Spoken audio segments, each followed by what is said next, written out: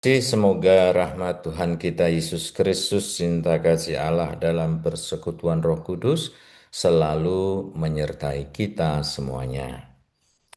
Bapak, Ibu, Saudara-saudari, hari ini saya menawarkan renungan karena kita masih ada dalam masa Paskah, maka saya mengundang kita untuk belajar dari pengalaman iman Santa Faustina yang berkaitan dengan esensi atau makna kebangkitan Kristus bagi kita. Marilah kita awali dengan doa pembukaan. Dalam nama Bapa dan Putra dan Roh Kudus. Amin. Ya Tuhan Yesus Kristus, Sang Kebangkitan dan Hidup, kami berkumpul di hadapan-Mu secara virtual, juga secara langsung berhadapan dengan kehadiran-Mu dalam apapun yang ada di sekitar kami, untuk merenungkan misteri kebangkitan-Mu yang penuh kemuliaan.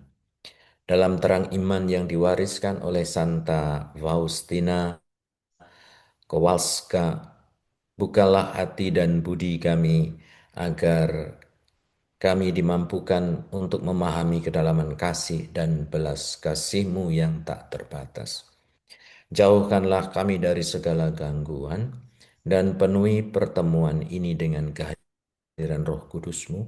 Semoga renungan ini meneguhkan iman kami dan mengarahkan hidup kami kepadamu. Terpujilah Engkau kini dan sepanjang masa. Amin. Amin. Dalam nama Bapa dan Putra dan Roh Kudus. Amin. Amin. Bapak, Ibu, Saudara-saudari, para sahabat, sebagai kata pembuka atau kesimpulan awal, dalam perspektif iman Santa Faustina, esensi kebangkitan Kristus bukan hanya peristiwa sejarah, bukan hanya peristiwa masa lalu, di mana kalau kita merayakan hanya sekedar mengenangnya, bukan.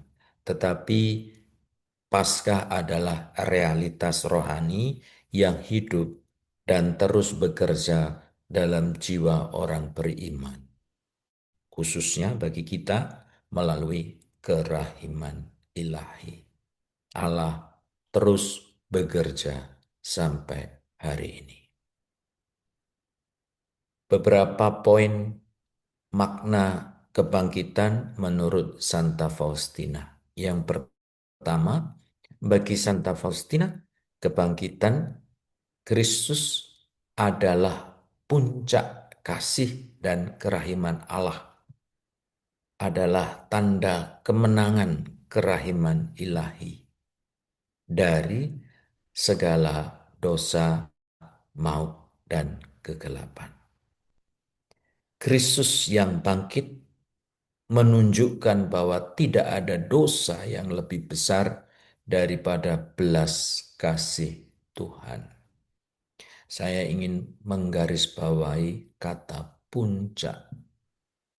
Artinya kebangkitan adalah peristiwa yang sangat atau paling penting dalam seluruh aspek iman kita. Nanti saya akan mengungkapkan istilah bahwa tanpa kebangkitan iman kita sia-sia dalam permenungan selanjutnya. Yang kedua, Kristus yang bangkit hadir dalam jiwa setiap manusia yang percaya. Dalam buku harian Santa Faustina, Yesus menekankan bahwa Dia ingin tinggal dalam hati manusia. Kebangkitan berarti Kristus yang hidup tidak jauh, tetapi hadir secara nyata dalam jiwa yang percaya dan terbuka pada rahmat-Nya. Ini aspek kehadiran Allah yang unik, yang menjadi kata kunci bagi kita untuk bersuka cita, untuk sungguh-sungguh merasakan hadirnya Allah itu sangat-sangat nyata. Mengapa saya katakan unik?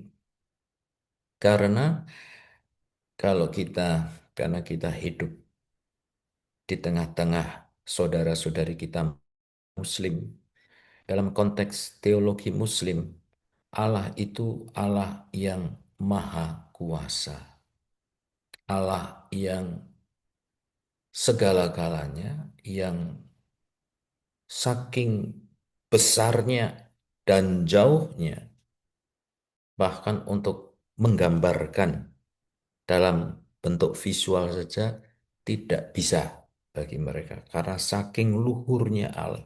Betapa bedanya gitu.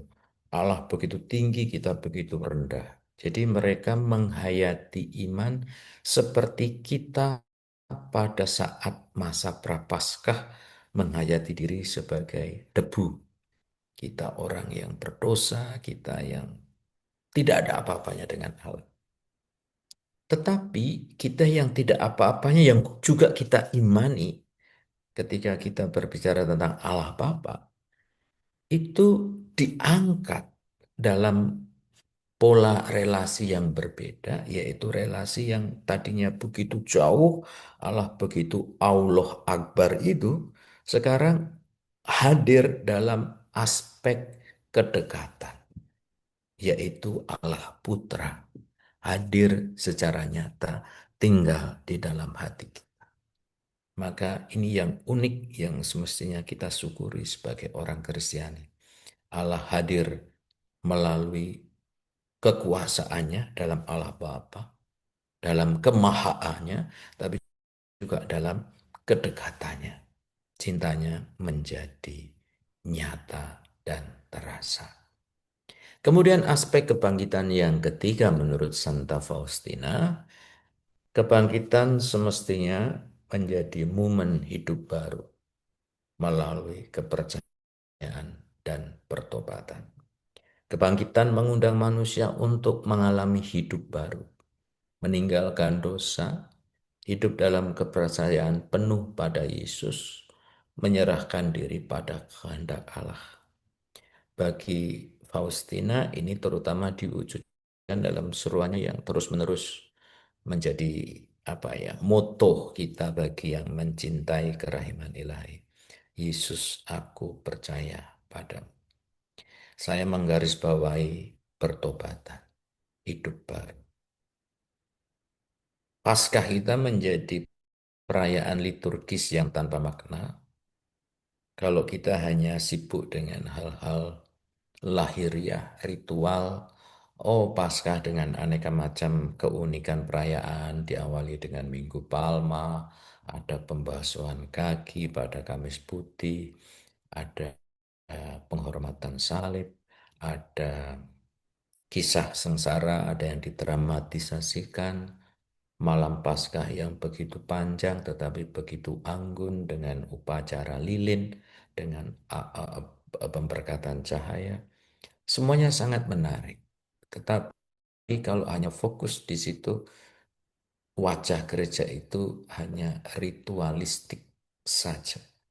Maka makna Paskah tidak akan masuk di sana. Maka perayaan Paskah menjadi sangat berarti hanya ketika disertai dengan tobat. Maka di dalam persiapan Paskah, ketika saya menjadi Bapa pengakuan, setiap kali saya memberikan nasihat-nasihat di dalam pengakuan dosa, kata kuncinya itu. Persiapan yang paling indah menyambut Paskah bukan baju baru, bukan liturgi, bukan lagu-lagu yang begitu menyentuh, tetapi karena bertobat. Itulah persiapan yang paling puncak, yang paling penting untuk merayakan Paskah. Berikutnya, panggilan untuk menjadi alat kerahiman ilahi. Orang yang hidup dalam terang kebangkitan semestinya dipanggil juga untuk mengampuni, berbelas kasih kepada sesama, dan menjadi saluran kerahiman Allah di dunia. Santa Faustina melihat setiap orang menjadi alat untuk menyebarkan kasih Kristus yang bangkit. Jadi ini satu level yang satu langkah lebih jauh dari sebelumnya. Kita merayakan Paskah, kebangkitan Kristus dengan merasakan pengampunan Tuhan, tetapi kemudian kita dipanggil untuk melangkah lebih jauh, yaitu menjadi berkat bagi orang-orang di sekitar kita.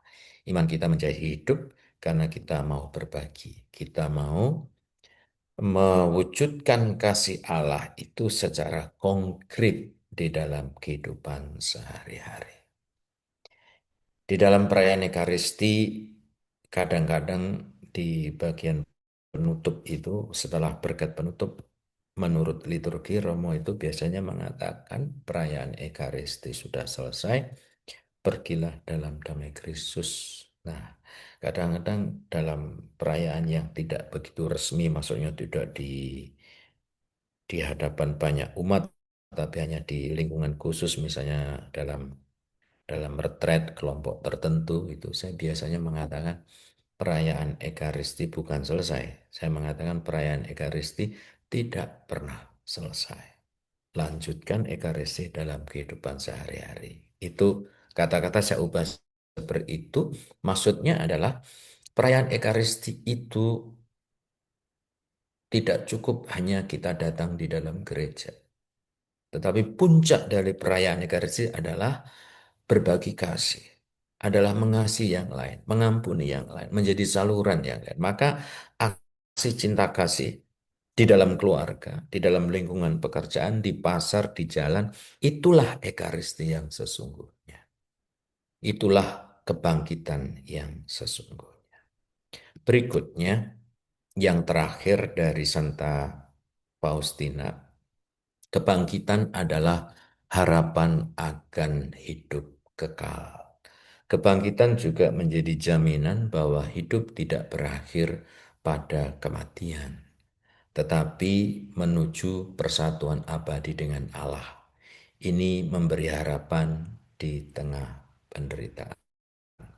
Seringkali ada diskusi di lingkungan kita, khususnya di Indonesia, ketika kita berdialog dengan orang-orang yang beriman lain yang mempertanyakan kalau Yesus itu Allah kok bisa mati, ya. Allah kok mati, Allah kok dilahirkan dan lain sebagainya. Tapi poinnya bukan soal lahir, tapi kok bisa mati gitu.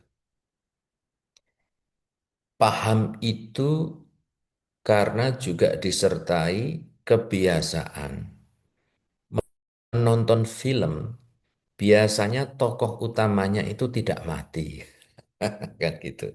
Biasanya kan film-film itu yang tokoh utama menderita lalu pada puncaknya dia mengalahkan gitu. Jadi dia menang gitu.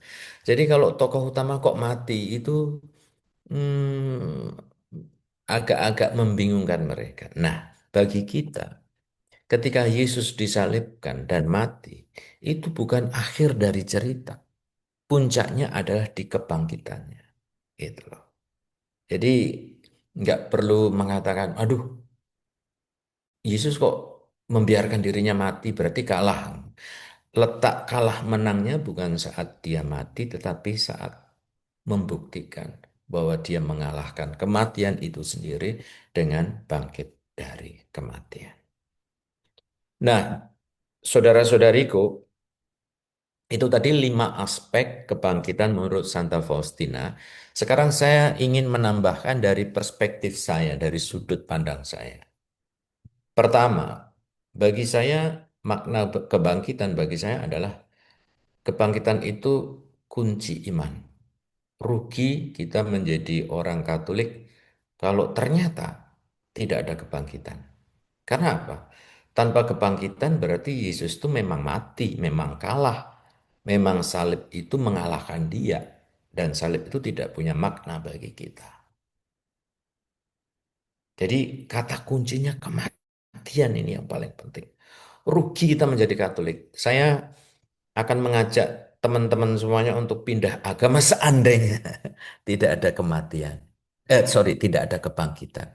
Karena kebangkitan ini menjadi sesuatu yang membalikkan seluruh em, caci maki, penghinaan, kuasa jahat, kuasa kuasa duniawi, membuktikan bahwa Allah bisa mengalahkan semuanya itu. Bahkan bagi saya, kebangkitan ini lebih penting daripada Natal atau kelahiran. Nah, maka ke poin kedua di situ, Natal dengan Paskah. Apa sih yang istimewa bagi saya? Natal itu bagi saya nggak begitu pribadi ya, saya pribadi nggak begitu penting. Maka tidak penting juga harus secara historis tanggal berapa Yesus dilahirkan. Kan orang sering mempertanyakan 25 Desember. Nah, walaupun itu bukan bukti historis, memang tidak penting. Yang paling penting adalah merayakan kehadiran Allah, bukan soal peristiwa historisnya. Tapi yang mau saya angkat di poin kedua ini adalah kesamaan yang perlu kita maknai. Bagi saya kesamaan Natal dan Paskah adalah kata lahir, kelahiran, atau hidup baru seperti kata Santa Faustina.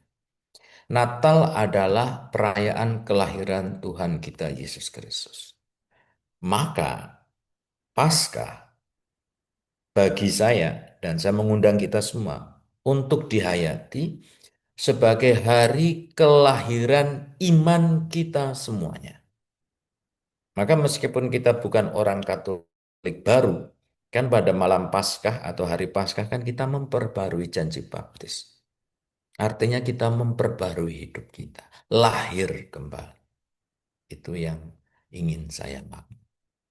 Lalu poin ketiga ini sangat menarik bagi saya. Sekaligus mungkin sangat mengherankan.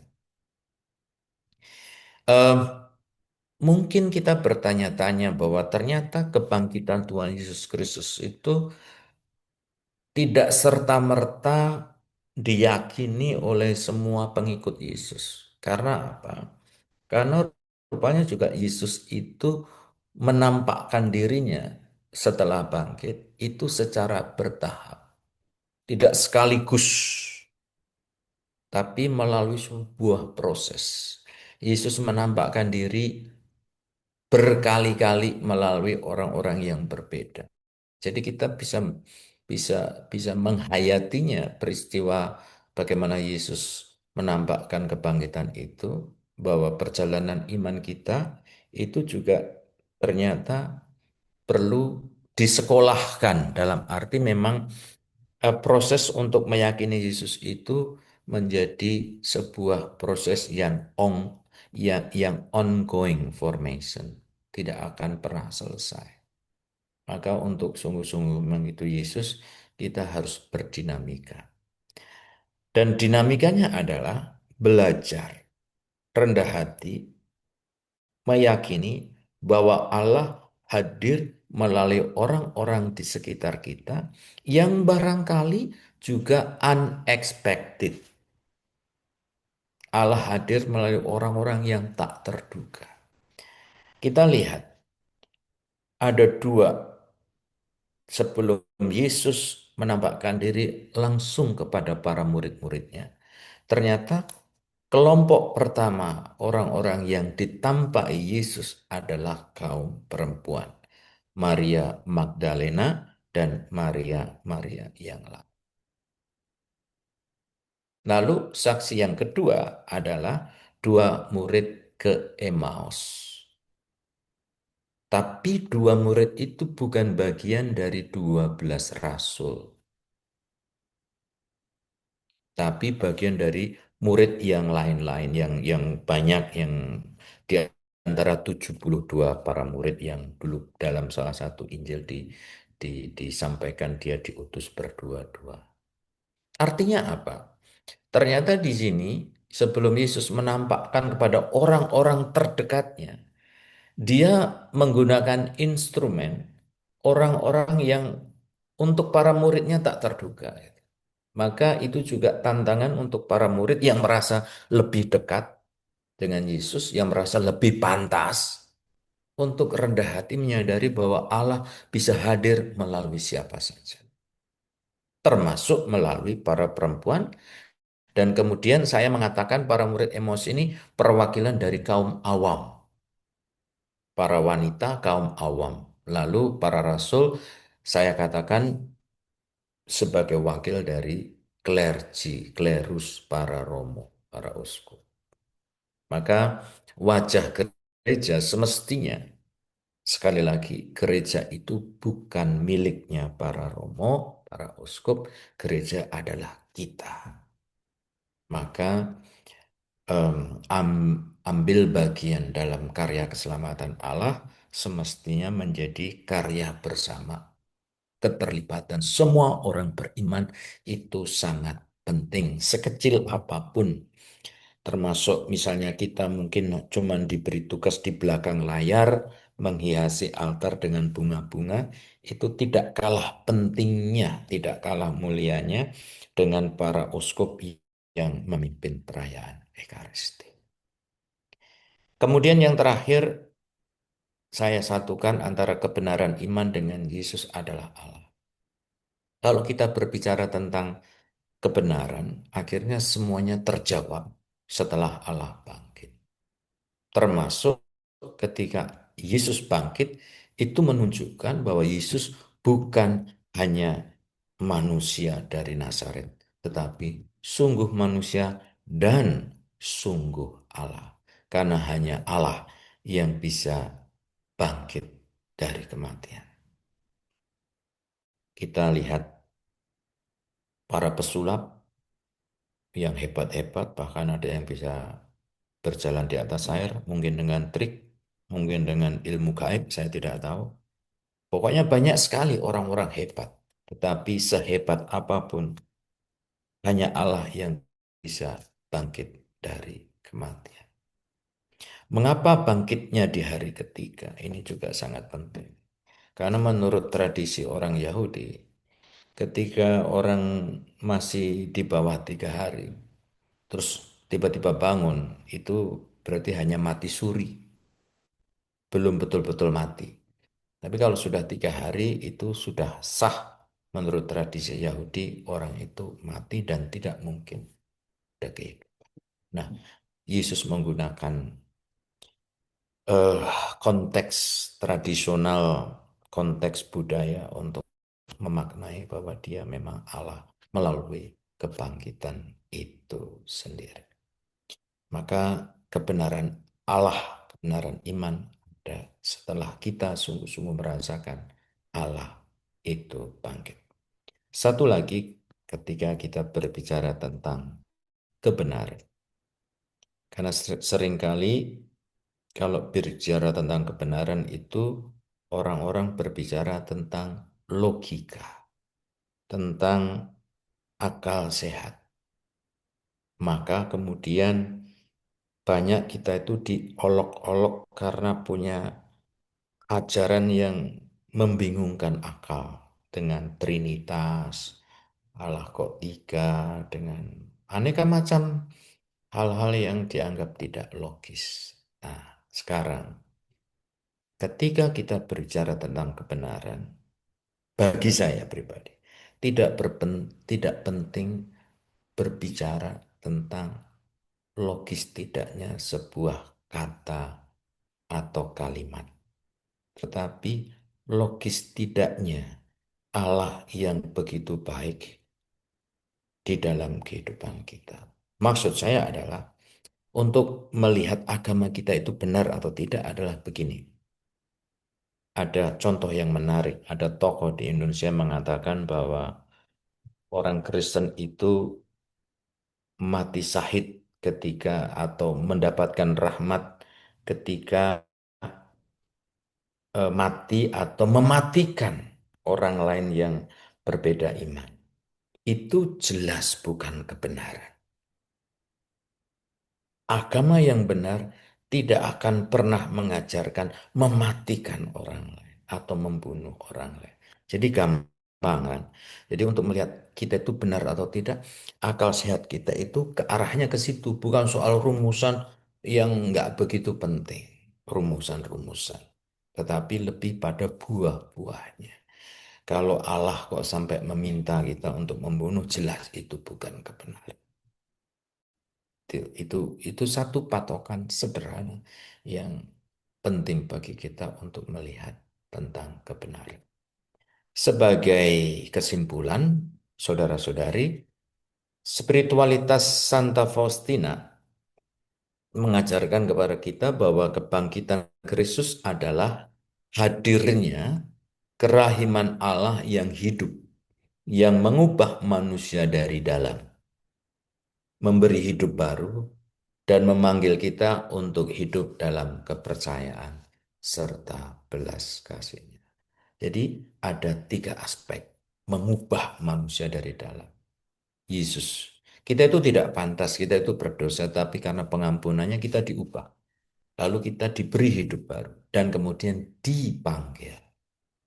Panggil untuk membagikan kasih. Kita semua adalah misionaris, bukan hanya para romo yang saya hidup sebagai misionaris di berbagai macam negara, tapi bukan berarti saya adalah the only misionaris, tapi semua umat beriman, saudara-saudari semua adalah misionaris, menjadi alat Tuhan untuk berbagi kasih dengan orang-orang di sekitar kita.